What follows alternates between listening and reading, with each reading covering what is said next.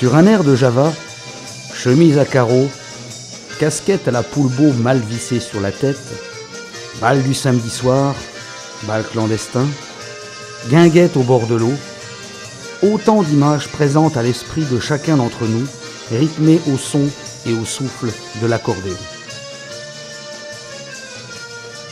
Instrument souvent contesté, parfois tenu pour mort et renaissant toujours plus vivant de ses cendres, l'accordéon a été, et toujours, un moyen important de la fête et de l'amusement dans le monde entier depuis sa création. La vallée de l'Orne n'échappe pas à cette évidence. Cet instrument, qui aurait été conçu en 1829 en Autriche par Cyril Demian, a sans cesse été amélioré pour atteindre aujourd'hui un haut niveau de perfection. S'il évoque le bastringue à Pierrot ou les notes tricolores d'une kermesse de 14 juillet, il ne faut pas oublier qu'il est venu du romantisme et de la bourgeoisie. En effet, durant le XIXe siècle à Vienne et dans tous les pays d'Europe, les milieux bourgeois, les gens du monde, les demoiselles de bonne famille invitent l'accordéon dans leur salon. Avec l'avènement de l'ère industrielle, cet instrument aux sonorités caressantes ne tarde pas à descendre dans la rue en empruntant les chemins populaires.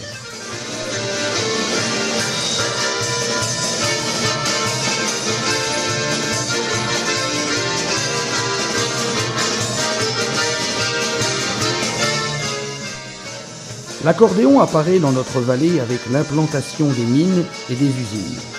Le besoin de main-d'œuvre nécessite le recrutement d'ouvriers étrangers.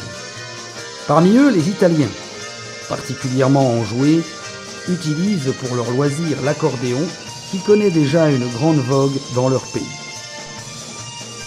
En 1912, Georges Ottinger, dans son livre « Le pays de Brielle », écrivait « Partout où les Italiens se trouvent réunis, c'est la musique plus ou moins tintamaresque de la Fisarmonica, grande concerto de canto e musica tutta la sera. »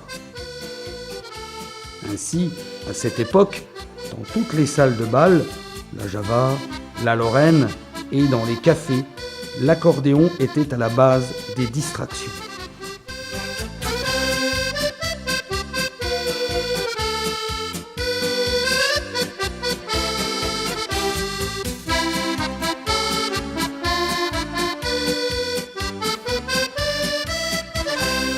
Il est mis en sommeil durant la Grande Guerre. Après 1918, le retour des Italiens le relance. En 1925, on compte plus de 150 cafés à Jeuf, Aumécourt, Auboué, Moutier. Leur implantation est favorisée par les industriels qui savent que la distraction est un besoin impérieux pour les travailleurs.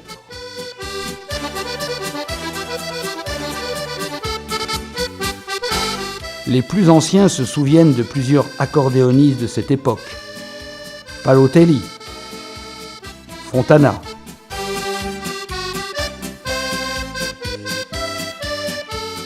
les frères Nicolino,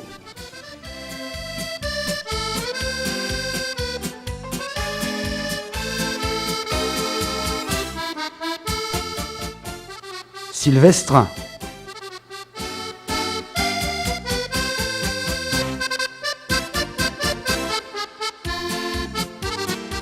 les frères Silistrini,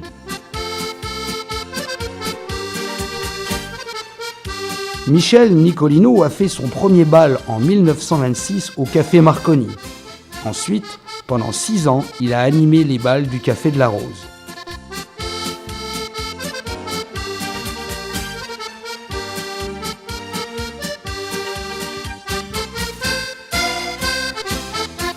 À cette même époque, certains accordéonistes initient les gens à l'art du piano à bretelles.